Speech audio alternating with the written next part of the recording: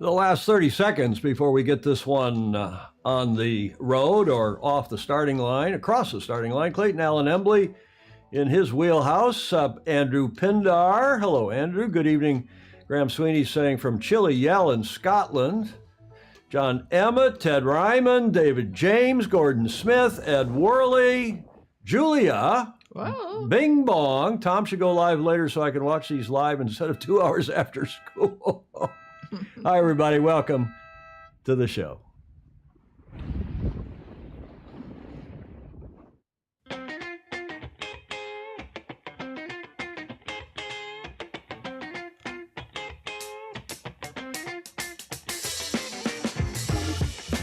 David James here in the Bay Area. We mentioned Ted Ryman, I think, in Cape Town. John Emmett and many others here. There's Tier DeYoung in SoCal. Ray Cooney, there's a new name on YouTube. Good afternoon from Philadelphia. Pasta for dinner because it's National Pasta Day here in the U.S. Christopher and Jane Gillingham in Leamington. John Lammers Van Buren, whom we are going to feature at the end of the show in a Fozy Focus, Julia. Oh, good. We got a couple Fozy Foci. Fozy Foci. Yeah. Huh? Is that the plural of focus? I'm afraid it is. You went to Stanford. Foci. Foci. Joe Holtzman is checking in from Estes Park, Colorado. The gang is all here. Here we go for show number 656. Welcome. We're celebrating the U.S. team's win at SailGP in Spain in Cadiz over the weekend. We'll talk about that. But before we get to that, I want to thank Robbie King. I don't know what you thought, Julia. Oh, but yes, he was wonderful. You always like the cute young guys from the UK. Do. You have a thing in your heart for the Brits. I don't really, but... Admit it. It's just the cute young men. Bill Porter's checking in. Hello, Bill. Hard C, Foci, he's saying. Now, he went to Stanford, too. Yes. Is that right? Foci, not Foci. Foci. Rick Banner, hello from delightful a cigar bar in Midtown Manhattan. Why aren't you at the New York Yacht Club having what time is it there? It's 4 p.m. You get to have a cocktail in the wonderful bar at the New York Yacht Club. But thanks again to Robbie King. He was a PhD candidate at Caltech. And if you missed that show last Friday, it was special. We asked Robbie to come on and instruct us, tell us, describe to us what the state of, but really what the meaning of quantum computing is. And I think we all got a fair insight into the fact that it's different from digital or traditional computing, or what was the other word?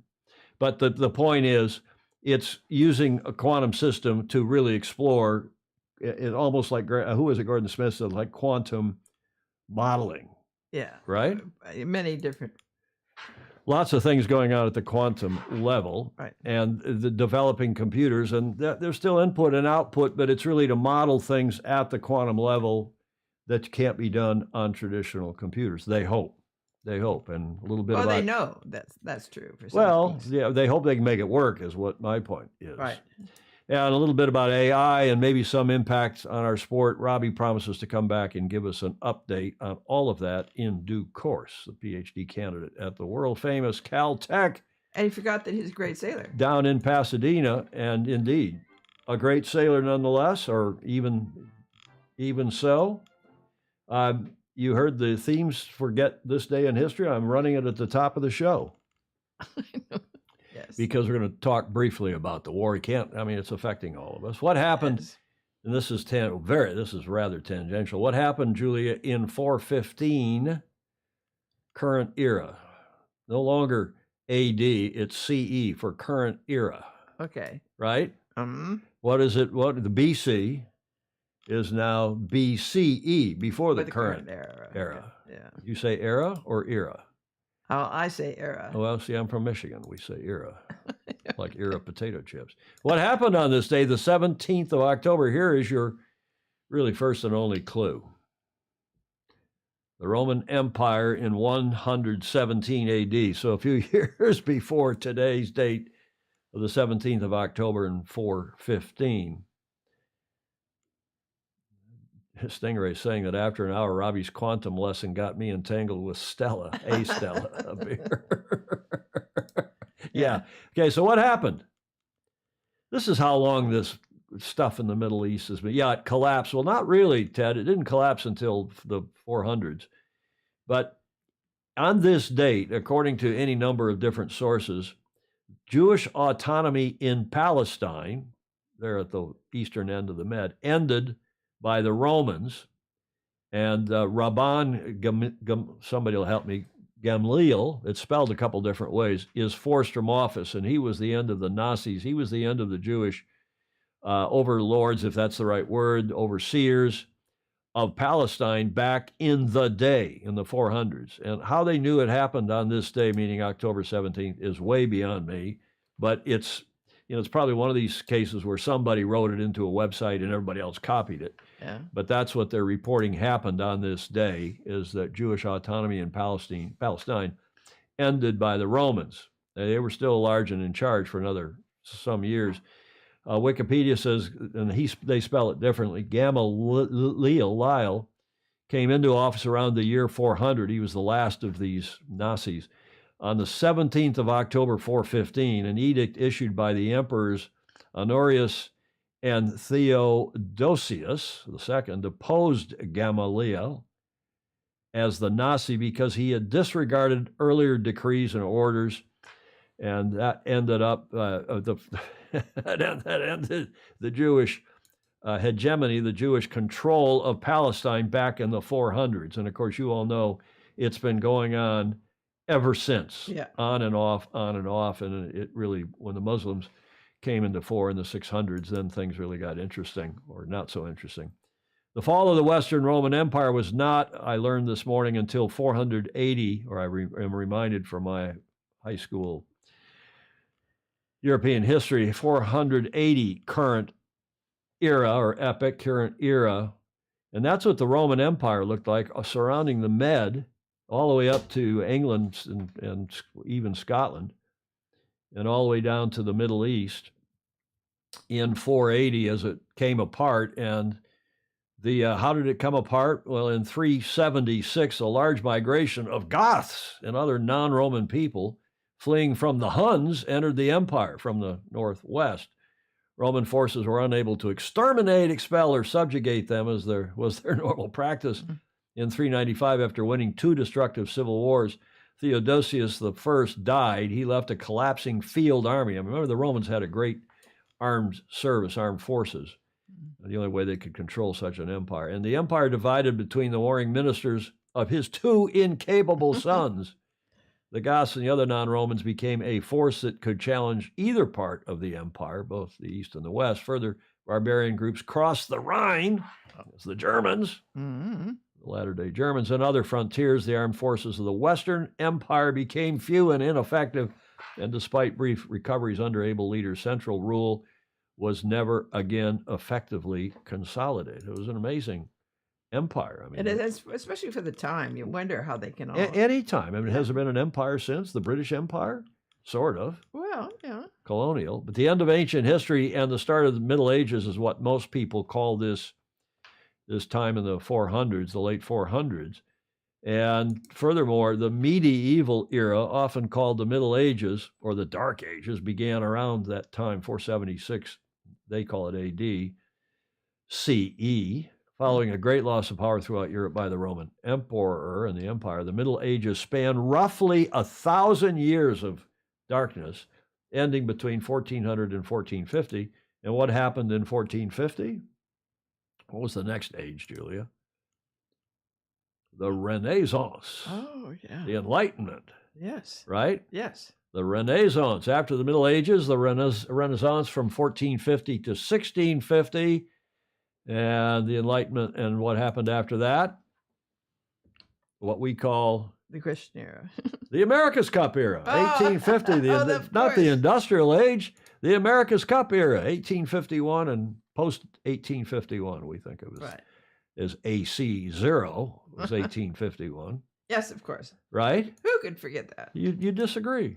I don't disagree. AC 0 in 1851, and it's now AC 172. Yeah. 172? Mm-hmm. Something like that. Graham Sweeney saying, I hope that I'm reading from the bottom as usual. I hope the Romans don't invade the UK. They might want it back. Hi from Miami, beautiful weather. Fritz Mueller saying Ottoman Empire. Well, that came forward. He's answering the question I asked you.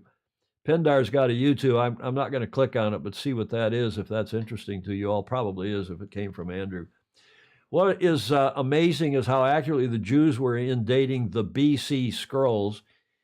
Well, they were one culture that kept records. And George Santos ended the empire. George Santos is a Croutonic politician from New York, and in our House of Representatives about to get pushed out for being Croutonic. Yeah, David James has it pretty well. He's got the Rabban Gamliel. He knows the website I get a lot of this info from. Stella Mechanics, a collapse. Okay. One segue then after all this is simply to say all these thousands of years, and starting back apparently on this date when the Romans pushed the Jewish leaders out of Palestine, and God knows that's still going on. Now, I've gotten a lot of comments, very few negative comments, but a fair few positive comments on this segment, Julia, that we go around on some of the newspaper, the front pages around the world, just to check in with our FOSI and their local news. In New Zealand, this is from the New Zealand Herald, the Nats, the National Party's new recruits, because they won a stunning election over the weekend, and out go the Liberals and the Liberal Consortium, and in come a kind of a strange conservative consortium. I know that Hamish Ross is very happy about it. Perhaps some of you are not, but that's the news in New Zealand. Now, the China Daily, no surprise, talking about Putin visiting Xi, and Xi's vision brings worlds closer together. Isn't that interesting? The China Daily, the megaphone of the PRC, the People's Republic of China. Look too at the headline. On the other side, Pakistan's. See that on the right? Pakistan's PM says Belt and Road comes with benefits. What a great idea, the Belt and Road Initiative. So that's the China Daily. So we go further west. The Gulf News is talking about only 24 hours of fuel, water, and power left in Gaza. I feel so sorry for everybody on both sides of this war, the civilians anyway. And you would not want to be in Gaza trying to get the hell out, whether you're going to the north or the south, as Israel's apparently invasion is imminent to go after Hamas. This picture has appeared on the front pages of newspapers around the world, but particularly more conservative papers like the Telegraph in the UK, and talking about a family, the British girls that are missing after the Hamas terror attacks, they call it. Papers here and in the U.S. on the more left side aren't calling it terror attacks. John Bolton, who is a strange duck in this country, he's saying he's outlining the Iranian plan to wipe out Israel is hiding right before our eyes. And I still believe, and I don't agree with Mr. Bolton on much, but I still think this is what the big picture plan is, as we said on this show a week and a half ago. Right. I think people are way smarter than we give them credit for, and they're thinking 2 or 3 steps down the road. With smarter, I mean in terms of their own interests, not in terms of what's good for the world. The New York Times, finally, Biden sets Israel trip. What he's going to hope to achieve over there other than a show of U.S. bond, as they say here in this headline. But apparently he's headed over there tomorrow. We'll see how that goes, Julia. I know. Huh? I have my fingers crossed. Well, I don't think he's going to sort anything out. I think we're headed for a very difficult time. Sorry to say. So we'll talk about sailing and other pleasant things, but this came from Graham Sweeney. He said from 30,000 feet, or in this case, 30,000 miles, they're fighting over which religion is the most peaceful. That'll probably upset people left, right, and center. Right. But if we do that from time to time, that's okay too. That's okay too. But I don't understand it. I don't understand why. No. Why people think. Well, I do. I think it's their own interest. They're going to make money. I think that the response here in the U.S. is warmongering. The military-industrial complex, as President Eisenhower warned us about in the late 50s. Even I don't remember that. Too young to remember that, Julia. Oh, I'm not. I was in the middle of all that. The cartoon, Holtzman says, is right on target. I bet aliens lock their doors when they drive past Earth, Clayton Emily is saying. Yeah, if Jim Jordan is elected, we've got this election going on in this country for Speaker of the House. If he's elected, we should all be scared of Biden going to Israel. Well, I don't know, John Hanfield, but he lost on the first ballot today, and now the House is in not only turmoil, but in recess. So who knows what's going to happen. Of all the times not to have a functioning government. Oh, I know. It's crazy. Country. But anyway, we digress.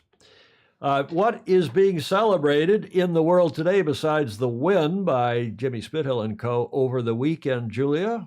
What in the world is being celebrated today?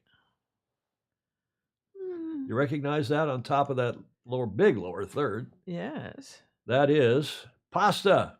Oh, it's pasta. And in the U.S., somebody mentioned it earlier, it's National Pasta Day and beyond, not just here in the U.S. It's celebrated in a number of countries, probably not Italy. Every day is National Pasta Day in Italy, I think. Yes. You got to love pasta. It is I don't know, Julia, about you, but it is my favorite food, to be sure. That's probably everybody's favorite food, right? I don't know if it's my favorite food, but it sure is good. It sure is good. Whether it's good for you or not is another question, but at least if you have whole wheat pasta like that brown stuff, I guess that's whole wheat pasta, is it? Looks purple to me. Maybe it's purple. It's got probably carcinogenic food dye. It's National Pasta Day and beyond. Spaghetti, fettuccine, macaroni, and ravioli. Pasta is undoubtedly one of our favorite comfort foods, that is for sure. Mm-hmm. But do we know how the dish became so popular here in the States, at least, and across the world, or where it came from? The origins of pasta are a little difficult to trace, but many researchers support the theory that Marco Polo brought noodles back to Italy upon returning from a trip to China in 1271. Yes. Had you heard that? Yes, absolutely. Did you take a pasta course at Stanford? Oh, yeah, internally. You and David James know intimately about pasta. I know. And Dick Anderson and the other Stanfordites. Oh, yes. Huh? Mm-hmm. So I don't know where it came from. There's also arguments that it came from Northern Europe and that maybe there was stuff going on in Italy with pasta way before Marco Polo back in the 400s. See how we tie it all together, the 400s. And they all traveled by ship. Huh? They all traveled by ship. They all had to sail, right? Yeah, right. They all had to be sailors to get anywhere in the world up until, fairly recently. We ask you, if you will, please, to support us. We're asking at the top of the show for a change. Again, become a patron, patreon.com/join/sailing illustrated. And then we end the A block with this little announcement. That is my home club, Portage Yacht Club, in Pinckney, Michigan, which is just outside Ann Arbor, Michigan, the county seat and the home of the University of Michigan, whose football team, Julia, is number one. Well, is it number one? Did the poll come out today? I think they're number two, aren't they, in most polls? There's the coaches poll and the whose poll? Whoever, yeah. But they're one of the top teams. Notwithstanding, they haven't really played a good team yet, so we'll see. We'll see how that goes over the next few weeks. But this is a sign. Mm-hmm. At our home yacht club, Portage Yacht Club, men to the left, because women are always right. Indeed. Now, you know where that sign came from? That is my father. He loves doing that. And that's a sign actually between the locker rooms at Portage Yacht Club. I'm kid you not. It's there. It's been there for some time. And this summer when I was back there, I took a picture of two of our favorite people. Yes. Aaron Schraberg on the left, who is Meg Eamon's fiance. I should have done that lower third differently. I should have had Aaron on the left, I guess, and Meg Eamon, maybe ladies first. Yeah. Meg Eamon and Aaron Schraberg were pleased to report, as I did last week, that they are getting married this Friday in San Diego. So we will have no show because of Meg and Aaron's wedding in San Diego. I am going to apparently deliver her to the wedding site. I won't go into the details of that for fear that some of her stalkers. Oh, yes. No, she doesn't have stalkers, not that I know of. I am going to deliver her by boat, apparently, to the wedding site, which is near San Diego Yacht Club. Walker in a tux. She's insisting that this wedding be, formal. Mm. I'm wearing a tuxedo. I still fit into my 1997 tuxedo. I'm so proud of you. Barely, but I do. You're not proud of it. I am. I've had it expanded a little bit around the waist. So I'm going to deliver her by yacht, by boat, and then walk her up the gangway and into the ceremony and to the altar where she and Aaron Schreiberg, who we've quite liked, we've met him. Julia, you've met him. Yes, he's we all wonderful. approve. Yeah. Wonderful guy, smart guy. Speaks fluent Chinese, as he should. Mandarin, as well as being a tech bro and just a really nice guy, surfer, sailor, and so on. So no show on Friday. That gets us to John Emmett's report. There is going to be a show, but not on air. Oh, there could be a showdown in San Diego. Yeah. It's going to be low key. A lot of friends, small friends and family wedding. And then because she and her fiance, her soon-to-be husband, have spent, in different parts of the world, including in London, John Emmett, they're going to do a party in the other, including up here, including at his hometown in Kentucky, including Michigan, where Meg is ostensibly from, and of course in London, where Meg still works for a company in London. Yeah. So John, they're going to do a party in London. Maybe I'll make it over for that, and we'll have a Fozy gathering if in fact she does do that in due course. Coach's Corner.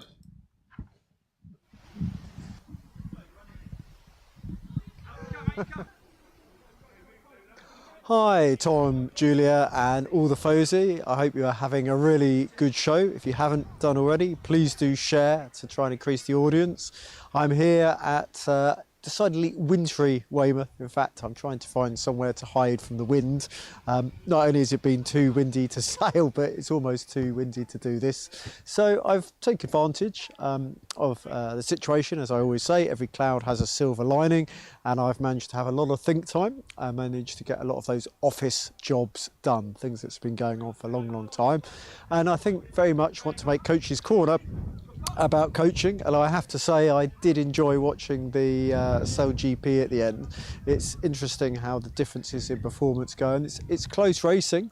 You can argue whether the people who perform the best actually always win, but it's close racing, it's enjoyable, and it makes me want to tune in every single time. So I think that's got to be a big positive. But Coaching Corner, so what are we thinking about now? And I want to think a little bit about goal setting, because I'm a big fan of process goals rather than, if you like, performance or outcome goals is probably the most quantitative.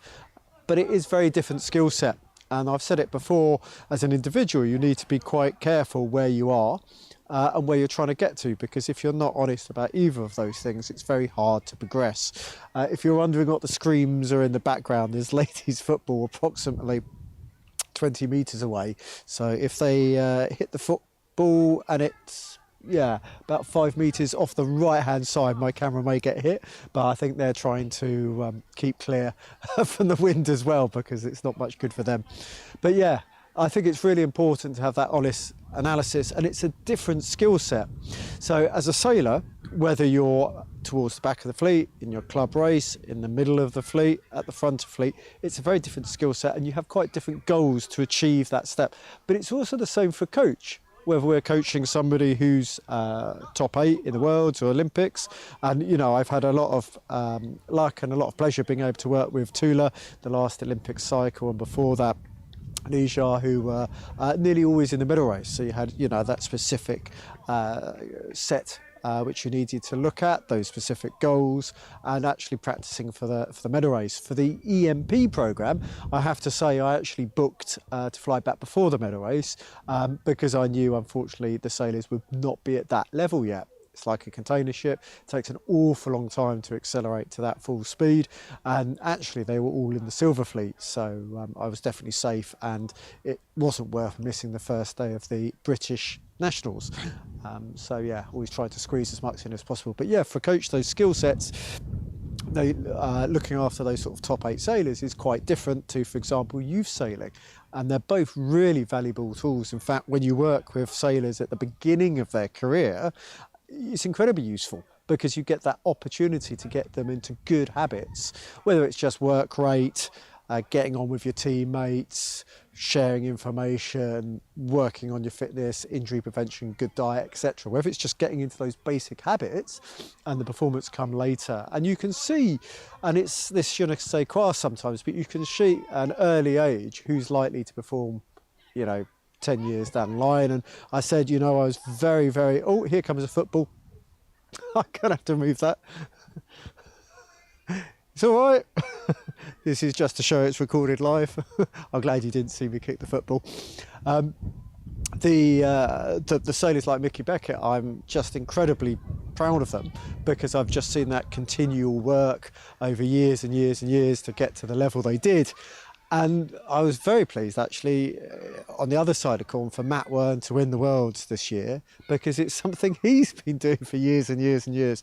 In fact, at one point, I think it was nearly written on the cards for 2020, because he sort of went 5th, 4th, 3rd, 2nd, or something like that. But anyway, always there, and this persistent hard work pays off. But yeah, that skill set working with a top 8, and I think as an individual, that's probably more where my skill set is, working with squads and the top end, because I think when you start dealing with opsies, it sounds a very different job, that junior sailing. Although I do try and put stuff back into the Ilka 4s, because it is, after all, the same hull and the same basic techniques, but it is a different skill set, and that again is what goal setting is around, whether you're a coach or a sailor or in any other walk of life. So I'm going to leave it there, because I'm thinking the shots are now getting wider. But I hope you've enjoyed this, and I'll do my best to continue to do one with every show. See you soon. I better have mics up. I would have paid good money to have somebody, even if he'd done it as a, TikTok or these reels, these things. Yeah. If somebody just stood off camera and thrown the ball and hit him in the head. John, next time you're on a soccer pitch, a pitch, not a field, do that. Thank God John's downwind. Stingray is. Thanks, John Emmett. Always good. Gordon Smith is agreeing. What a good report. Interesting thoughts. I know it relaxes me. It makes me happy with the world, or happier with the world, given all that else is going on. It's amazing John hasn't been attacked yet. Gordon Smith is saying, what did Gruber say? A comment from Gruber here somewhere I wanted to read. Yes, Andrew Pindor said a short list of the World Sailing Awards is out today, and you can check the nominees and vote in the following link. Okay, thank you. That's what he sent the link. Thank you. Who let the dogs out? Hanfield is saying. Gordon Smith, and then another vicious dog. So yeah, he gets all his people in the background. Good stuff. Mm-hmm. John, we'll come back to John Hanfield about that America's cover and talk about that comment. Goal setting, I'm outcome. I'm focused, purpose driven, off to a good start this morning. Peter Stevenson, Pedro Foiling Sailors up. He's going to play golf in Victoria. Wow. It's up early, 7:30 there now. He's been up for half an hour at least already. You read Pindar's comment. Thank you. Thank you. There were a lot of comments. England's up 3-1. What is that, in the rugby? Graham Sweeney, what is that? Sorry about your balls, John. Ted Ryman. You knew Ryman would come up with some comment. Mm-hmm. Some comments back and forth. Bobby Arthur, I wore a tux after 6 p.m. every night for 14 years. Now I have no clue if I still have one. Well, that's true. In London, you do tend to dress for dinner, or you used to. PDA TMI, Rick Banner was saying to Meg Eamon, yeah, everybody's happy about that. Clark Chapin's happy about the picture of his kite, that blue and white striped kite. Spinnaker in that picture at Portage Yacht Club, and Clayton Embley is saying, go Dogs! That's the Georgia Bulldogs, who are arguably the best team. They're certainly ranked number 1 or right up there at the top, with Michigan and Florida and a few others. Top sailing news on the Western Globe. Bring the best up to date on the sailing world. Aloha from the big island of Hawaii, Ernie Island. We haven't seen Ernie on here in a while, Julia. No. Thanks to John Emmett, John Emmett Sailing. Get to the front of the fleet. We appreciate his report as always. Let's go to Sail GP now. I don't know if you watched that. Got up early. It wasn't that early, 6:30 here in San Francisco. I got up early both days and watched it live. I agree with several of you who just say this is so much more interesting and fun to watch than what we're seeing so far, at least in the America's Cup.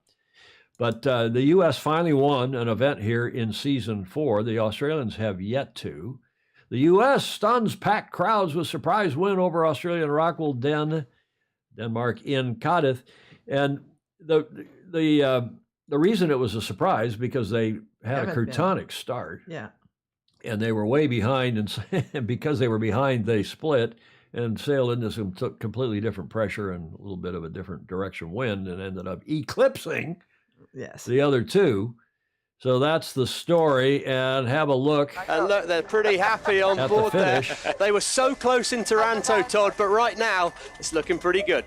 They are the new fearsome foursome of the Atlantic Ocean. It's Jimmy Spithill and the USA Sail GP team. They come to Spain and they claim the victory. Bosh! Perfect. What a landing in front of the fans and what a race. The fearsome foursome of the Atlantic Ocean.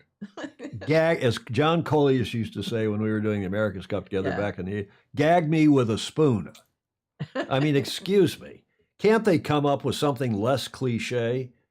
I just wish the commentary were as good as the America's Cup commentary and the Governor's Cup commentary and a few others, not to pat myself. I want Peter Montgomery and back. Andy Rose. Exactly. Let's have PJ back. Now, the good news was Jenny Tulloch was there, and I thought they had Jenny on the water. Yeah. And I thought Jenny did really, she gets better and better and better. Does. She's been good for a long time. Yes. And so bravo zoo to Jenny. We could almost give her a bravo zoo, a special one. John Emmett is saying Denmark, Rockwell, Denmark, were the clear standout boat for me. I agree. They had a great practice series, warm-up series, and then they also sailed very well. And Wingrove is right that canned cheering at the finishes is so hokey. I think Bill and I were watching it together, as were with some of others of you. Makes the broadcast a joke, along with the kilometers per hour versus not. Exactly. Yeah. I mean, it's just, look, we all know what meters are. We all know what yards are. And for American football, for example, to use meters because they're trying to do something, grab an international crowd instead of yards on the football field would be absolutely and utterly croutonic. For soccer, for football, footy, to go to a clock instead of the way a clock without the special time, the extra time, the overtime. That's the way they do it in soccer, and we all learn to love it. Right. And it's kind of cool to learn about aspects of other sports. It is. Isn't it? Absolutely. Croutonic. There's definitely space for both the AC and Sail GP. Yes, John, and the more we see of Sail GP, the more I'm liking it. I think that's true for a lot of people. There's worries, there's concerns about whether Larry's going to lose interest after next year. Bill Canfield, whose son Taylor we predicted would help the U.S. team, and even though he didn't sail in that last little bit, did anyone read the finding of U.S. sailing into their investigation, what happened with Caird and the U.S. Olympic sailing? Bill, we're going to come to that, but first let's congratulate your son. And I don't want to break my arm patting myself on the back when I predicted that with Taylor on the boat. And again, it's professional sport. I love Hans Henken, and it's really sad that he got hurt, and so that's the way he exited the boat. But a lot of people said he was part of the problem of the U.S. team. Mm-hmm. And I predicted when Taylor went on the boat that they would go up in the rankings and their success would increase, and it has. So bravo Zulu to Jimmy and the rest of the gang. And it was light, so they do this thing with taking the flight controller off the boat. But in the earlier going, he was on the boat, and I think he's a part of the team. And as you all know, it's not just who's on the boat, but it's the coach. Yep. It's the rest of the teammates. It's the meteorology. It's the whole kit and caboodle, as you in the Commonwealth would say. I guess we say that too. Mm-hmm. I always thought when my parents or somebody said kit and caboodle, they were saying kit and boodle. Then I thought antique was anti-Q too. I remember driving around the country with my late great grandmother in the 60s and saying, "There's another anti-Q shop. She always liked to stop at the anti-Q shops." Why am I? It's because I'm going to take Friday off and go to Meg's wedding, I guess. But the U.S. beat both rivals across all metrics. picking up the highest average speed of 32.7. Somebody do that in knots for us, would you please? What's 32 kilometers per hour? What is that? Is that 25 knots? Somebody will figure that out. Highest 58% flight time, and executing the few. And that's that you can point to Taylor Canfield, and executing the fewest number of maneuvers. I'm kind of into maneuvers now because that I get it. Maneuvers, maneuvers, even just altering the course towards the head to wind or bearing away is a maneuver. Yeah. But they're calling maneuvers tacks or jibes, and I sort of get that for the non-say a maneuver, but why don't they just say tacks and jibes? People will get educated about what a tack is and what a jibe is and the difference. Yes. Okay. Because a maneuver, I wave my hand or Julia shakes her finger, that's a maneuver. Sounds It's like not a manure. tack or a maneuver. What? I shake my finger at you. But that's a maneuver is different, I think, from a tack or jibe. Tell me if I'm wrong. I don't know. What do you mean you don't know? Take an opinion here. You're No, with us. because a maneuver is It's not just attack or jibe is the point. right.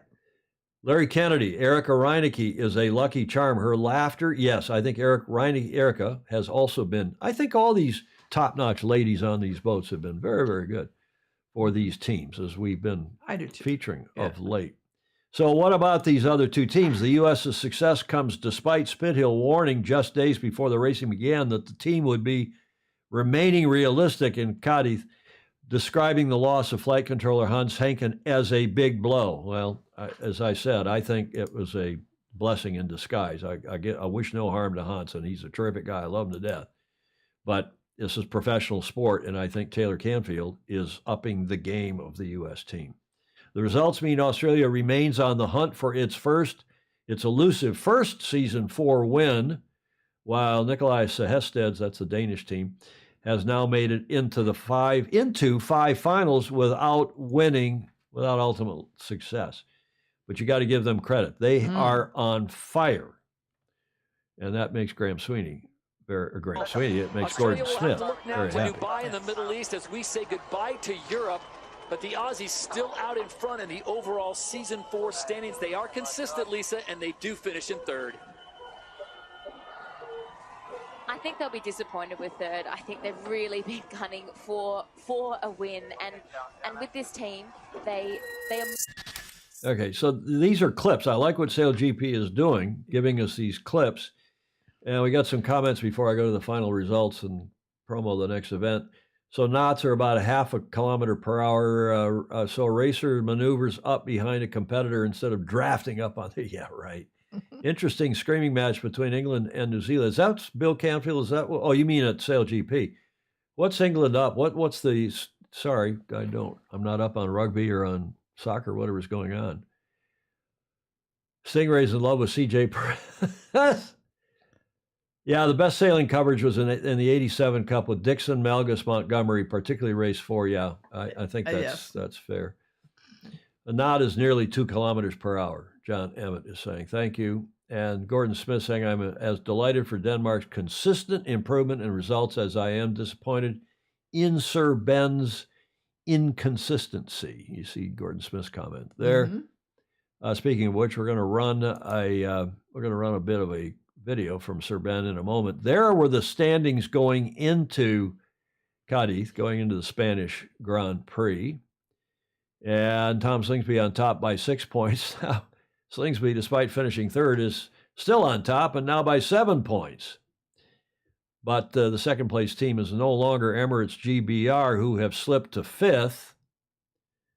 And Rockwell, Denmark, Nikolai Sehested is up in 2nd place. The U.S. has moved from down in the leaderboard, 6th, up now to 3rd, and Spain's still in the hunt. So bravo Zulu to all those teams in the top 5, really. In fact, look at aside from Australia, who've got a bit of a gaposis, as my dad would say, a gap ahead of the other, 1, 2, 3, 4, 5, arguably 5 teams. So from New Zealand to Denmark, they're all pretty tight, those 2, 4, 5 teams. And then Canada's still struggling, as are France, Switzerland, and Germany.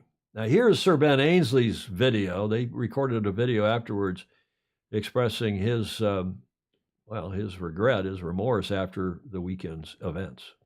Yeah, not our best event, by a long shot. Really tough. Struggled yesterday with bad starts, getting off the line, which couple of things behind that, and then today, unfortunately, Hannah rolled her ankle in the warm-up, so she wasn't able to race with us. Pretty critical day for the strategist. So yeah, tough day. Hannah Diamond did a great job coming on board, helping back up Hannah. Did a great job coming on last minute. But yeah, very difficult conditions here. Super light winds. Just struggled all weekend. Couldn't really quite get into the groove, as so often is the case in sport. You're it's not quite clicking, then it's going to be a struggle, and that was the case for us this weekend. We're really looking forward to Dubai. In some ways, that's our home event with our fantastic partnership with Emirates. We're really proud of that. So we've got plenty of good activation around that event. Looking forward to it. It was a cracking race last year, so looking forward to more of that. Yeah, that's an interesting point that Ted Ryman is making about GBR. Can't do it without Hannah, and it's an interesting point. I think she's had a good influence on that team. And, Yes. they won the last two. Yep. But Ben's not listening to me, but Sir Ben Ainsley really he's got so much on his plate. And how's he trying to skipper this team, run this team, skipper the America's Cup team? He co-helmed the America's Cup team, and apparently be the CEO of that team. I just think he's got too much on his plate, and I would, if I were him, I would step. He or him? If I were he, I'd step off both boats and get on to managing the campaigns, as we've talked here any number of times. John Mangino is checking in. Hello, John. I know to the 500-meter race course, we could have run that on Portage Lake. Clark Chapin is saying. Well, 500 meters would be a bit of a stretch, but yeah, I knew something made a difference. They needed Minnie Mills. Yep, Hannah Mills, Minnie Mills. And John Lamberts, Van Buren, and others are doing the math on knots and kilometers per hour. Half a knot, 0.55 of a knot is 1 kilometer per hour. So that video from Ben. The next event is in the Middle East, and here's the promo. The Dubai Sail Grand Prix. 3, 2, 1, go, go, go. Grind is working hard. Wow, look at the speed. Watch it. Too close. Turn down, turn down, turn down, turn down. Oh, there's going to be a crash. That's what I'm talking about. Unbelievable. That's right, guys. Take a bound. Good race, good race. It's about to get pretty wild on that boat. We got a lot of action in the Middle East. If Jeddah still happens, Yes. I have doubts that it will. Have you heard more about that? I have not. Nothing authoritative. I can't even do One hears. one hears, because I don't, unless I'm pretty darn sure. 9th and 10th that weekend in Dubai is that next Sail GP event. And of course, Jeddah is on for, is it that weekend? Is it the same weekend, or is it? Can't remember now when Jeddah is, but somebody on here will know. Somebody check that for us, would you? Dubai's in December, and I think Jeddah's before that. No, Jeddah's in December. Oh, it is? Yep, they're both in December. Maybe it's the weekend before. Hannah will be back for Dubai, and GBR will win again. Ted Ryman is saying, okay, I hope you're right. Previous weekend, Pindar is saying. Thank you, Andrew.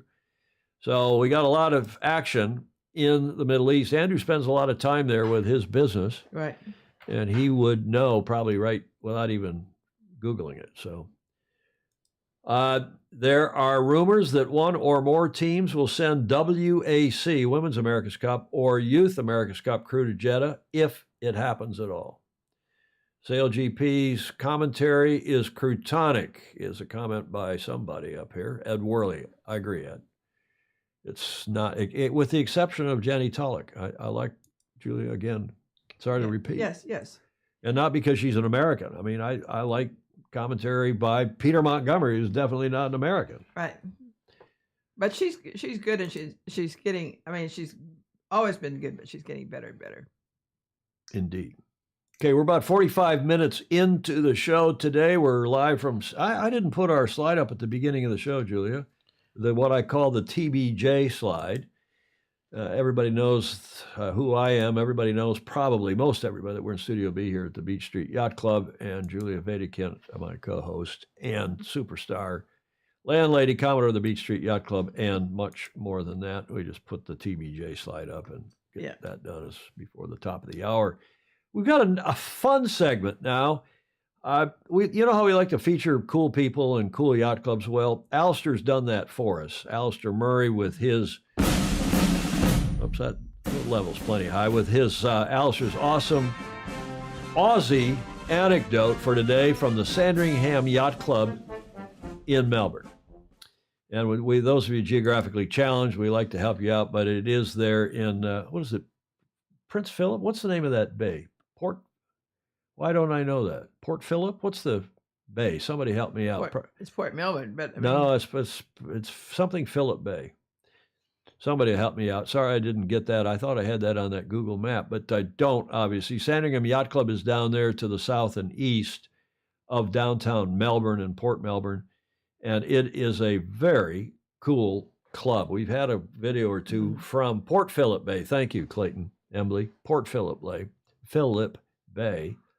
And it's a cool club with a cool Commodore whose name is Sue Bowes. And we're going to have an Alistair's interview with her, of her, in a moment. But I went onto their website and looked around, and it is indeed a sailing and boating club. Our mantra, the Commodore says, is "It's great to belong." And that it is. The club has a proud 111-year history and continues to evolve with members' needs at the forefront. Needed to be an apostrophe on there, Sue. The membership encompasses people from all walks of life who share a common interest of being out on the water. SYC is based on a pillar model. I like this too. Mm-hmm. Each pillar has champions known as club captains in 3 core areas of club sailing and boating. Sailing, meaning big boat sailing, keel boats. Off the beach, meaning smaller boats, dinghies, and recreational boating, both keel boats and power boats. I like that, and I a lot of clubs have cool mantras or cool goals and what's the word I want? Mission statements. Yeah. But I like everything about this club. Go look at their website, look at the events that they're doing, look at the number of members, look at the size of their facility. Yeah, that looks great. It is indeed. Now, even better yet still, they just had their opening day about 10 days ago. Mm-hmm. And notice it's even, their graphics are, everything's kind of this light blue and a little bit of yellow seems to be their graphics. 2023 opening day was Saturday the 7th, and superhero was the theme. And then they had, look at all these activities. A lot of clubs have a full day. St. Francis does here, Julie, as you well know, including opening ceremony. And then at 1400, the sail pass commences. And guess what? We have a video of the sail pass, or at least some of it, courtesy of Alistair. Every year it's Sandringham Yacht Club opening day. The lady on my left there is the Commodore, Sue Bowes. And here it's a 3-year. Hey, boys! I like this a lot better than what we do. Just the sail pass and have the Commodore there, rather than sailing past the club, per se. And the theme is... salute the Commodore salutes the boats. Just in case you were wondering. Alistair's trying, there's some superheroes. Yeah. Alistair's trying to talk over the wind noise. Plenty windy. Looks a bit chilly, too.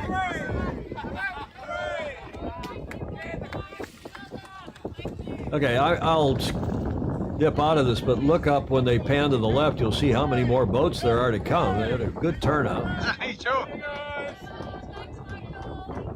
At the Sandringham Yacht Club 10 days ago for the Down Under start of their sailing season. Known forever. Good buddies. Clayton Embley saying they sail a cool boat called a Yachting World Diamond. Watermark is a good name for a boat, David James. Summer wind. Swimmer wind? Summer wind. Summer. Okay, look upwind here, and you see all these other boats coming downhill. Oh, A yes. lot of boats. A lot of boats. For this, and then later that evening, I like this idea. Their opening day, they had a bit of a musicale, I guess, and they were doing a yacht rock revival. You know, there are entire Spotify and Apple Music channels, and On Yacht Rock. on Yacht Rock, and you forget about. And of course, they drag in some other, Yeah. okay, kind of non-yachty yacht rock music, but Right. from that era. What was yacht rock? Is that the 70s? I'm not wild about yacht rock, but you know, it is a thing. And bravo zoo to them for having it, and bravo zoo to Alistair for recording this nice interview with this cool lady who is the Commodore of Sandringham Yacht Club, Sue Bose. G'day Tom, Julia and all the Fosey. This is Alistair checking back in for Sailing Illustrated for AAAA. That's Alistair's Awesome Aussie Anecdote, just in case you're wondering too. I was wondering. And as you know, I like to introduce you to fabulous people in our sport, and I'm sitting with one right now, and it's Sue Bowes, who's the Commodore of Sandringham Yacht Club. Welcome, Sue. Thank you, Al. What a great day today, our opening day. Yeah, here we are on opening day, and we just had the sail pass, and sail pass. I keep doing something. I'm so used to selling sail passes. Anyway, here for the sail pass and for the opening day, and what kind of a day have we had, Sue? We've had a tremendous day. We haven't quite had the 2020 rule, but we've had flat seas, about 15 knots of wind, and the sun is now coming out. So it's been a perfect day. Probably over 100 boats sailing past today. And fantastic. For the benefit of the Fosey, friends of Sailing Illustrated, what's the 2020 rule? The 2020 rule is above 20 degrees and below 20 knots. That's the perfect sailing weather up here on Port Phillip. And for our American friends, we're talking centigrade, not Fahrenheit. Of course we are, yes. Very different language. Yeah. So you're the Commodore of the club. How many female Commodores have we had? I have the fortune of being the second female Commodore of this great club, a club that has over 3,000 members, and it's probably the premium yacht club in, I would say, in Victoria, maybe even in Australia. Not probably. It is. So I can tell you from an Australian sailing perspective that there's 4 yacht clubs that are ranked number 1 in the club, in the country. One is Royal Queensland. Yes. One is the CYC in Sydney. Another is Royal Sydney Yacht Squadron, and the other is Sandringham. So we are the premier yacht club in Victoria. We are indeed. And how are you enjoying being Commodore? I'm loving it, absolutely loving it. And sadly, it's all going too quickly because this is now my second opening day, and very fortunate to say my second sail pass as well. Not every Commodore gets 2 sail passes. You've done well with the weather. Your predecessor, or was it Chris? It was a couple of disasters. Chris and Kate didn't have the best, but Yeah. that's okay. Our members still enjoy opening day anyway, and the opening of the new season. It's a good party. We've got the sail past. We've got a dinghy regatta happening behind us with the Tazars. Tell us about the Tazars. What's happening on the Tazar front? Well, big news on the Taser front. We've got the Nationals and the Worlds in December and January of this year, and we have over 100 competitors. So we're really excited to be hosting this great event and welcoming not just national but international sailors. Including one of the oldest sailors going around. That would be me. And I'll be making up the numbers soon. Well, you've got to get that number 1 spot. Anyway, it's a beautiful day. We do apologise for the background noise, but there is a bit of a party, and hopefully the audio will work out well. We've got my wife Tracy doing a fine job with the camera, and this is a nice little segment. So as I said, so I like to introduce good people in the sport. You obviously volunteer. The basis of the sport is volunteers. Absolutely. We love having people like you involved, and for a club like Sandringham, the volunteer base is everything, isn't it? It's what makes the club at the end of the day, and it's not just one person, it's absolute teamwork of volunteers. We're very fortunate. And we're also fortunate to have great staff, We are indeed. Led by our CEO Richard Hewitt and his very capable team of Russell in facilities, Call in food and beverage, and Paul in the yard, and Helen controlling the finances and making sure we don't spend too much money. All right, well that's great too. Hey, it's been great spending the afternoon with you. We'll party on long and hard today, I would think. We shall. Being opening day, but it's always good to see you down here, and I'm in love with this club, I've got to tell you, the same as you are. Absolutely, and it's a great pleasure. Thank you very much, Al. And Tracy, thank you. Yeah, Tracy, yeah, camera girl.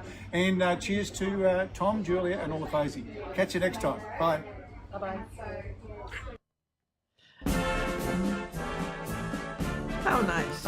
It is, and as Gordon Smith said, so great to hear from different clubs around the world. Thank you, Alistair Murray. The charming Commodore, bright lady she is, apparently a great leader. Ryman saying another great AAAA report. As always, nice to see another female Commodore.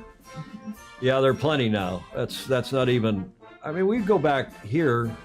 Adra Kober in this country was the first female Commodore, Alameda's Bay Yacht Club, down in Long Beach.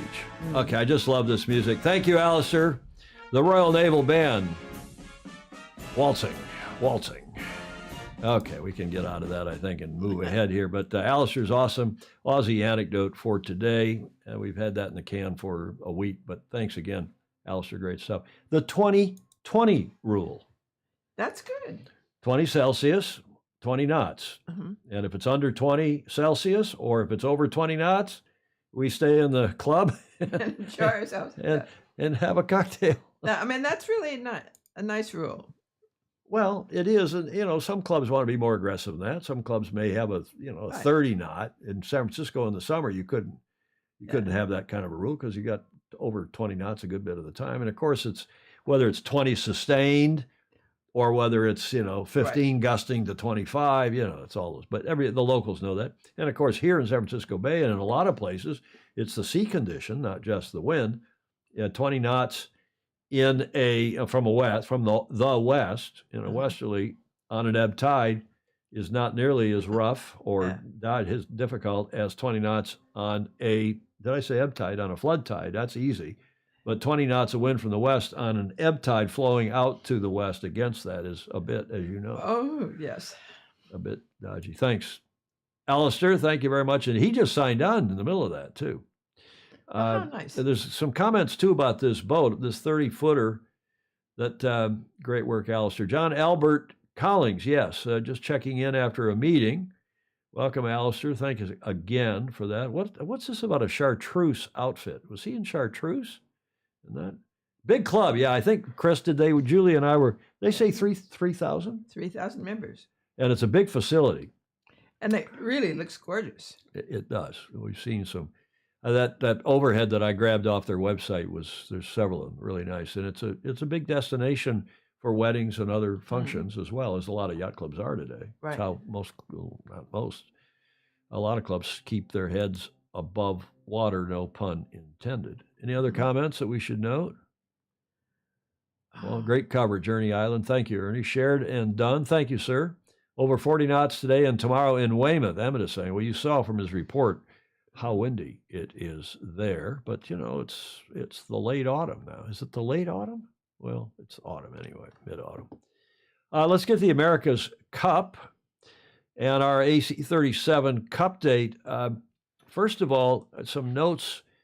And thank you. I think Ed Worley pointed me to this, but I think I had seen it earlier, and Ed reminded me to grab it. But yesterday, Richard Gladwell is doing this Cup Spy stuff, and it's really good. It's a succinct place. He does one article on sailing-world.com, and he takes all these spy videos, the so-called spy videos, but the recon videos, and then he makes some observations and summarizes it all. And there's so much. I mean, it's a fire hose of info, as we say, coming from ACE, America's Cup events. It's too much. Tired to make heads nor tails of it all. But Richard summed it up thus yesterday, or summed it up today on yesterday's action. He's saying Emirates Team New Zealand sailed their AC-75 in the difficult conditions. I'm going to show you a video of that in a moment, with the Kiwis turning in 100% successful dry filing tack jibe percentage. I think he means foiling.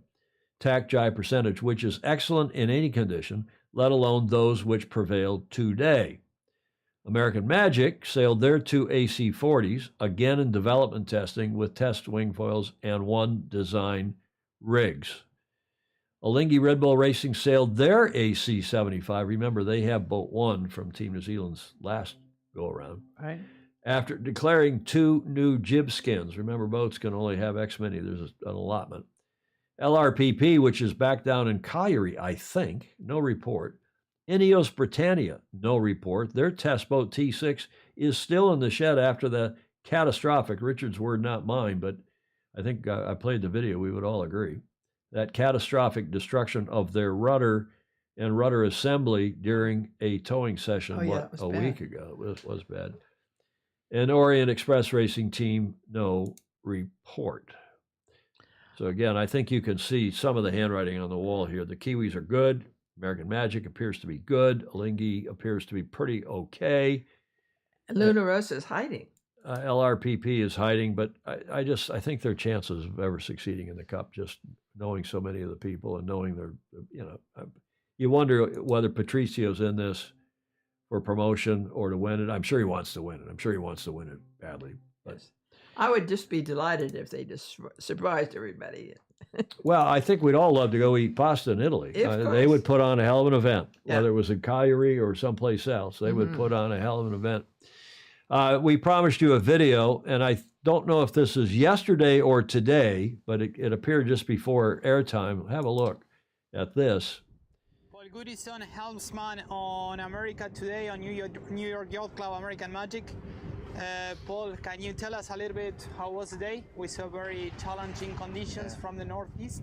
Oh, it was great to get back out in some bigger waves. We've been kind of spoilt a little bit recently here in Barcelona with a quite flat southwesterly sea breezes. To go out today and have it a bit further round to the north and have a much bigger sea state is a real good reality check for where we are, and also checking out the foils in those conditions, how they compare against each other a little bit.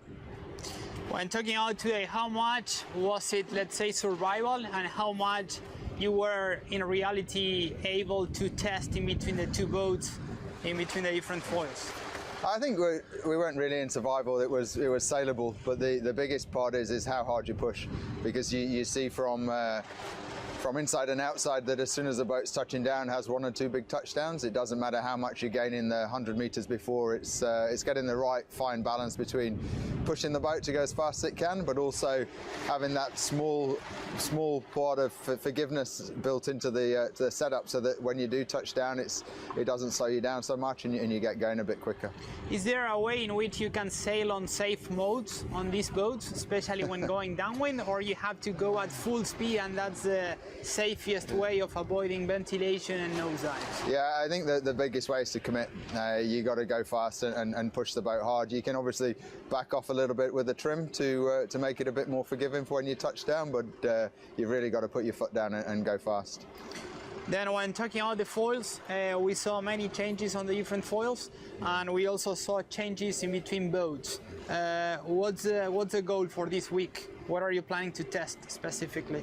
We've been doing one foil against the other, and it's just a case of rotating them around so that we put different foils against each other. So it's again just to get a feel for performance against different combinations. And then during these 3 or 4 weeks with the American Magic, we noticed that there is a lot of rotation in between the crew, combining different trimmers with different helms and getting trimmers on one boat, then on the other, and also switching in between helms. What's the objective of switching so much? The other part is there's obviously, as you're assessing a foil, a lot of it comes down to the data to see which is the fastest, but that's processed afterwards. But there's also a lot of sailor feel. So the whole idea is that each sailor has a go with a different foil, different combination, and when you swap on a same day, you get a feel for one versus the other, just so we can provide a little bit more feedback for the designers, and then decide where to go next. Okay, I don't want to play a lot of this. Is a 14-minute video, something like it's way too long. I just wanted you to see the conditions. I guess this is from yesterday.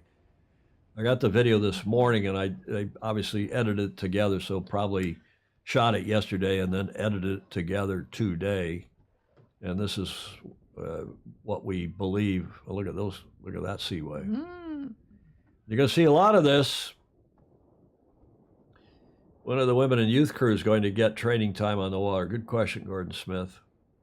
Emmett is convinced it's going to be great racing. He is very supportive of this. Let's listen in here. The sailing team here with it's Team New Zealand, but I think today you were hopping between the chase boat and the yacht itself, looking at numbers. That's what I was told. What were you up to today? Yeah, exactly. I was on the chase boat today. It was quite a bit wavier than it has been for the last few weeks, and it's not that comfortable on the chase boat. So I got on the yacht, and we're lucky enough we've got a spare spot on our boat, so you can jump in and have a look around. Yeah, and just it's great to see the boat out in a bit of waves and get sailing. Now, it was pretty wavy out there, pretty uncomfortable on the motorboat side of things, but the yacht seemed to be dealing with it pretty comfortably. Takeoff looked pretty smooth. Yeah. Yeah, I mean, it's all I mean, going you well. could have the conditions like we had in San Diego in February of whatever year that was. Yeah. 94, February 95, I guess, when it was so awful out there, and Australia, one Australia sank, and the same guy would be so, oh, it was pretty good today. We went out, we learned a lot. It was okay. Right. Big smile on your face. Oh, the boats handle the conditions great, and there's some truth in all that. Yes. But there's also, they only show you the stuff where it's working, and I hear that I can tell you is a one hears that there's a lot of downtime and there's a lot of crapola going on in these conditions, and it's just not going to be ideal foiling. But Emmett thinks it's going to be great. I hope he's right. I hope he's right. Let's listen in again for a moment, and then we'll dip out of this. You're flying above it, and of course your foil's going, through the waves so fast that it's hard to keep up. So, it gets a little bit difficult just where to place the foil for the wave, whether you're at the top or the bottom of it, and how you deal with that. Who has the extra hardest job on the boat when it's like this? Is the flight controller, the helmsman, trimmers? Cyclists, probably. Beyond the cyclists? All the roles are challenging. Everyone on the boat's doing. Okay, there's some more vid here. We'll do voiceover and watch them sailing. The rumor is, and Stingray is confirming this, the rumor is that they are headed back to New Zealand. I don't know if they're going to ship a boat back there. Stingray, who's of course up in Seattle, and he's in the forums. He's in the Sailing Anarchy forums and talking with people all over the world about the America's Cup regularly. And they will be going back to New Zealand. They're going to splash their boat down there, their new boat, their new AC-75, over their summer, sail it down there, and then bring it back up, or so one hears. That's the ETNZ rumor and report. And then here's some more footage. Because there's more time to sail. Well, the condition, exactly right, Julia. The conditions will be a lot better down there. So you can see what it's like, and it's going to be like. But at least there's wind. Yes. Hello, Don Lunabos. The Kiwis had no problem at all with the Sea State, Chris Exley is saying. I think they're better with the Sea State than the other teams. Nothing sails well in a slop, Graham Sweeney is saying, yep.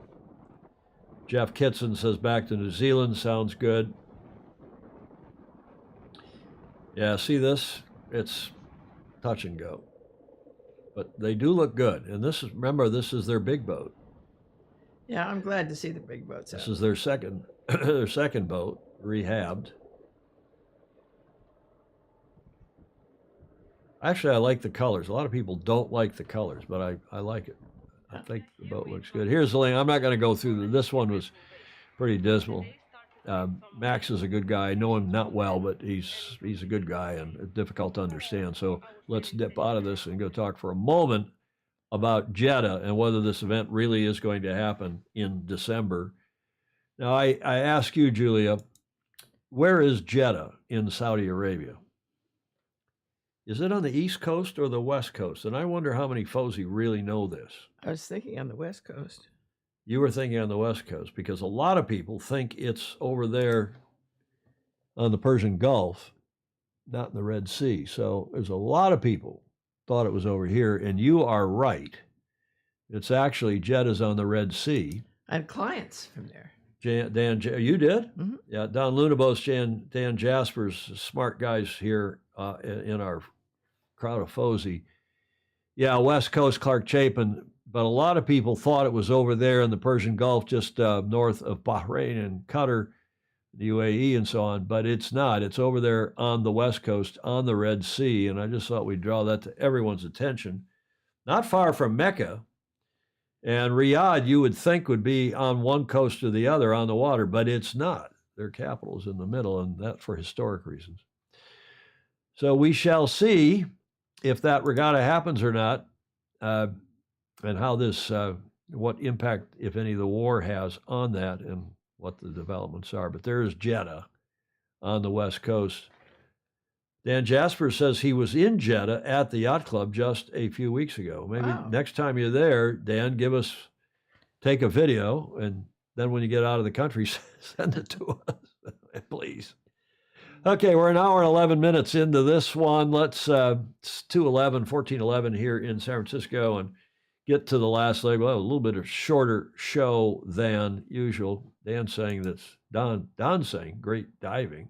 Dan saying he will do that. And again, those reports from John Emmett and from Alistair Murray, and if we can get Gordon Smith to give us a video, if we get John Lamberts Van Buren to give us a video, they do. We're going to show you here in a moment some of the things they have sent in. But this FOSI, all of us, so appreciate the reports from, particularly from yacht clubs, not necessarily, but from clubs around the world, and give us a feel for what's going on in the sport and how cool these clubs are, and how Absolutely. And the cool people that populate these clubs, right? Absolutely. Why don't you go to St. Francis and do a video? You could do one, Julia. Pull your iPhone up there. We'll prop it up for you, and you can say, live from St. Francis Yacht Club, it's Julia Vatican. The last leg with this famous painting in Nova Scotia. The last leg to Gloucester. Great group of sailors. And this is the FOSI. Remember this music? We haven't done one of these with the theme and with the FF. That's code flag F, Foxtrot. FF. FOSI, Foci. Yeah. Where's David James when we need him? Friends of Sailing Illustrated, of course, is what FOSI stands for, and it really means cool people, and we appreciate it. Now, this Alistair's on, and he sent this to Gordon Smith. Aha. And Gordon has one of these Yachties or Hotties cycling shirts. And Gordon this morning pinged me, and I said, Gordon, send me a picture. He sent me this picture after I bugged him. I said, send me a picture of the shirt. And then I thought he would hold it up and send us a picture of him with the shirt. And apparently he put the shirt on, and it's a little too tight for him. So he's sending it to us. Uh-oh. Here, not for us to wear, because it probably won't fit either of us either. No. But he's sending it here to the Beach Street Yacht Club, and we're going to repurpose it. As a display? Well, as a display, but as something to do for the sport. We're going to use it somehow as something cool for the sport and for the show. And we'll be investigating that, thinking about that in the meantime. But thanks to Gordon. He says, remember, Tom, it's a gift from Alistair to be put to some good purpose with the FOSI. I am just the turning mark on its course to us, us here at the Beach Street Yacht Club. So thanks to Gordon Smith for that. And our second FOSI focus, and we'll go to the comments because I can see them rolling in. Do you know who that is? It's a K, like a K, foci. Oh. Okay, thank you, David James. You know who that is? He looks like somebody that has nothing to do with the show. No, that's John Lamberts Van Buren, who's been on here regularly for quite some time, and he's on the back of Cambria, on which he's been crewing for many, many years. Oh, what a gorgeous boat. I don't know if you can see the sail number. It's K4. Yeah. You see that? Yep. K4 here on the sail. It's hard to make out, especially on camera 4. K, of course, up until the 80s or 90s, sometime at World Sailing, what was then IYRU, ISAF, we changed from the traditional sail coding, which K was Kingdom, and that was the UK. They had K, so that's K. KA was Australia. KB, I guess, was Bermuda. KC was Canada. Yeah. KZ was New Zealand, for example. F was France, if I remember well. You all can remember what the other sail codes were for your respective countries, perhaps. US for the US, obviously, and on and on. MX for Mexico, J for Japan, I guess. So that was the old days of the traditional sail codes, and that yacht is Cambria. There's another shot of her. Oh, she's so beautiful. Fabulous boat. Now, that is actually a meter boat, and instead of a 12 meter, it's a 23 meter under the formula, not necessarily its length. It was a Fife design, built in 1928, under the meter rules, international 23 meter, same as the 12, just a wee bit bigger. John Lambert's Van Buren this is a comment from him. Her overall length is 41 meters. She draws 4.8 meters. Her Sitka spruce mast is 50 meters tall. Her kite is 985 square meters, and she displaces fully 125 tons. Designed and built by William Fife III in 1928 for Lord Camrose, the then publishing tycoon of Fleet Street. Oh, so why do we have that lead up in this Fosey Focus? It's because of this photo, which John sent us. That is Cambria. And he said he thought we would enjoy this aerial view of Cambria taking her first ever road trip. This was yesterday. Her first ever road trip in 95 years. This was yesterday in Flensburg, which is, Julia's up there on the north coast on the north border of Germany. Mm-hmm. Right, Germany, Denmark, where she moved from the quay to the yard of Robbie Birking for her deck refit. Wow. And Robbie Birking, we've seen a lot of photos from there, classic yachts, and it's a fabulous yard there. The town came to a grinding halt as the police escorted her through every move. Unquestionably, the most beautiful traffic jam in Europe yesterday, the 16th of October.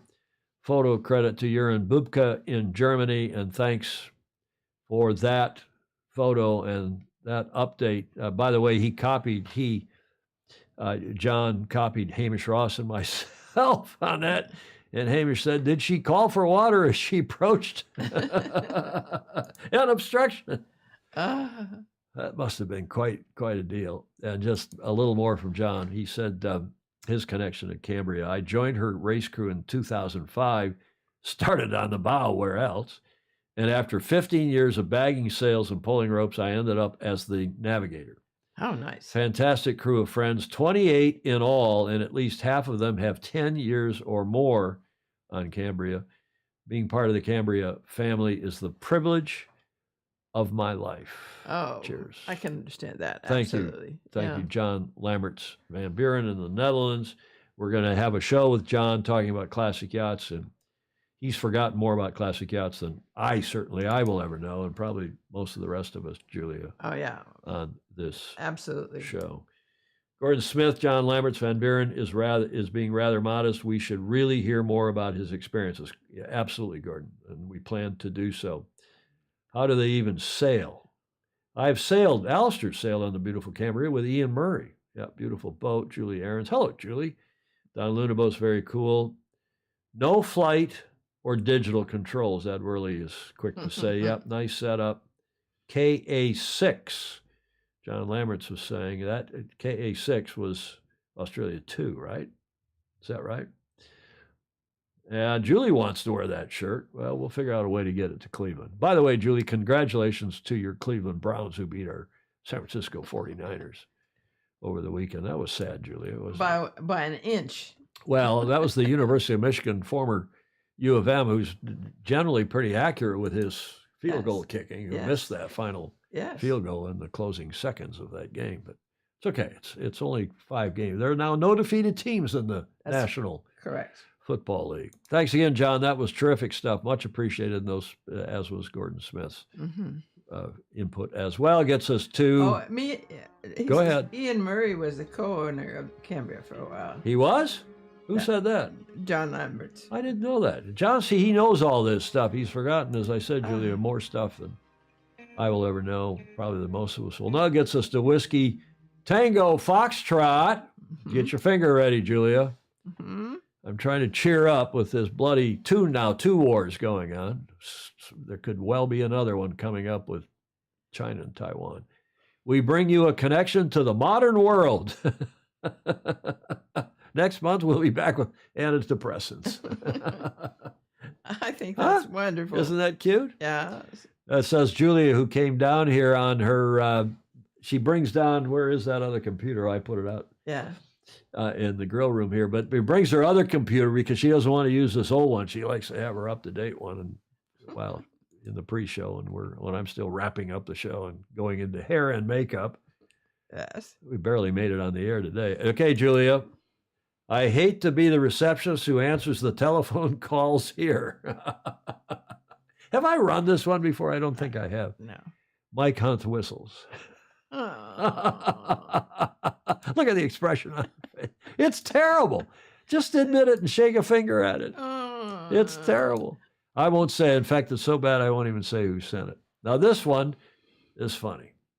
Gordon Smith is laughing. Oh, I like this one. I've seen it before. I still don't believe it, Harry. I think I've used this one before, but I was looking through some pictures and I thought, I got to run this again. Yeah. You chose breakfast with me over a morning sale. There's probably some women that would do that too to their husband at this point. Stingray's laughing about that one. Yes. Reminds me of female skydivers. It's Graham Sweeney. We get Sweeney on here too to do a whole show. Oh, yes, that would be good. Huh? Yes. That would be good, wouldn't it? Did you like that one? I like that one. Yes. Okay, Julia. Now this is a little kinky, but it's, I think, the best one of the day. She said, "Tie me up and do whatever you want." It was a great day, he said.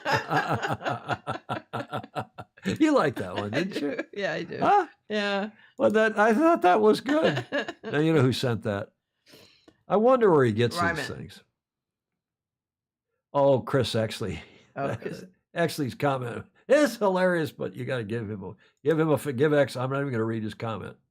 I'll put it up there, but you all can see it. Give him a finger wag, Julia. He deserves it. Okay, Ted Ryman, you win the day. That was funny. And then maybe this one too. This came from Graham. Are you sure? With Halloween coming up at the end of the month, I got to start running some Halloween cartoons, right? Are you sure, Pete? I could swear Mom said the best candy came from the Schmidt house. Yes. Mm-hmm. I don't know if you can hear the foghorn on the bridge. It's really foggy. It's clear here in the marina, but apparently it's foggy on the bay. And it's been foggy all night. The Schmidt house, Julia. I love it. Come on, it was funny. It was. Graham Sweeney sent that. Thank you, Graham. Thank you very much. Exley's comment. Oh, dear. It's a good thing we have Friday off because I'm getting a little punchy here. We get to the finish line in the Bermuda J24 fleet. Good grief, Tom. Makes me think of, yeah, okay. Right. Julia, you can have the final word here. Yes. Do your duty to your friends. Like, follow, and share. Indeed. And please do. Comments are welcome, even in replay. And give us $1 or $2 or $5 or more a month. Become a patron. Keep us on the air. Patreon.com/join/Sailing Illustrated. We appreciate the support very much indeed. Thanks, as always, to the people who give us audio, video, and images for today's show. It really, truly would not be a show without it. Joe Holtzman is saying, say hello to the Michigan gang in San Diego this weekend. Will do. Julie Aaron says her attorney's name is Schmidt. Yes. Thanks, Don Lunabos. Thanks to all of you, especially to Gordon Smith and to Alistair. That was a nice interview with the Commodore, Alistair. He always does good ones. John Lamberts Van Buren contributed as well. Much appreciated. And just a reminder that I'm going to San Diego for a wedding this weekend. No show on Friday. And if you are upset about that, you can blame Meg and her fiance, Aaron. Don't blame him. Why not? Blame them. Oh, no. That's, it's all we have to do is wish them joy. Indeed. We do wish them joy, and we wish all of you joy and good health, and those of you who are struggling, including my my beloved mother's having a bit of a tough time, and we hope you all have a great rest of your week and weekend, and we'll see you next Tuesday, not this Friday, next Tuesday. In the meantime, sail fast, sail safe, and as always, have fun. Ciao for now.